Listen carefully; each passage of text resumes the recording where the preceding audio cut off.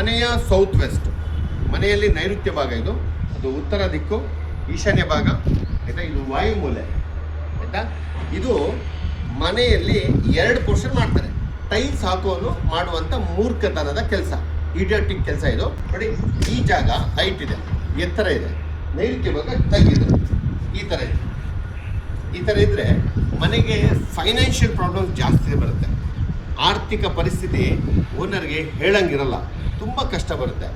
ಹಾಗಾಗಿ ಓನರ್ಗೆ financial issues ಆಗಲೇಬಾರ್ದು ಅಂತ ಇದ್ದರೆ ದಯವಿಟ್ಟು ಇದನ್ನು ರೈಸ್ ಮಾಡ್ಕೊಳ್ಳಿ.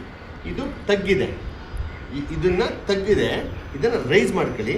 ನೀರು ಈ ರೀತಿ ಹೋಗಬೇಕು. ನೀರು ಹೋಗೋದಿಲ್ಲ ಅಂದ್ರೂ ಪರವಾಗಿಲ್ಲ. ಇಲ್ಲಿಗೆ ನೈಋತ್ಯ ಭಾಗ ಇದು, ನಿಮ್ಮ ಮಾಸ್ಟರ್ ಬೆಡ್ರೂಮ್ ಲೆಕ್ಕ ಇದು. ತಗ್ಗಿದ್ರೆ ದುಡ್ಡು ಬರುತ್ತಲ್ಲ ಮನೆಗೆ, ವಾಪಸ್ ಕೊಡುವಂಥದ್ದು ಬರುತ್ತೆ. ಮನೆಗೆ ದುಡ್ಡು ಬಂದರೆ ವಾಪಸ್ ಕೊಡಬಾರ್ದು. ನಿಮ್ಗೆ ಆ ಥರ ಕೊಡಬಾರ್ದು ದುಡ್ಡು ಅಂತಿದ್ರೆ ಇದನ್ನು ಹೈಟ್ ಮಾಡಿ ರೆಡಿ ಮಾಡ್ಕೊಂಡು ನನಗೆ ಕಮೆಂಟ್ ಮುಖಾಂತರ ಮಾಡಿ. ನೋಡ್ಕೊಳ್ಳಿ, ಹುಷಾರಾಗಿ.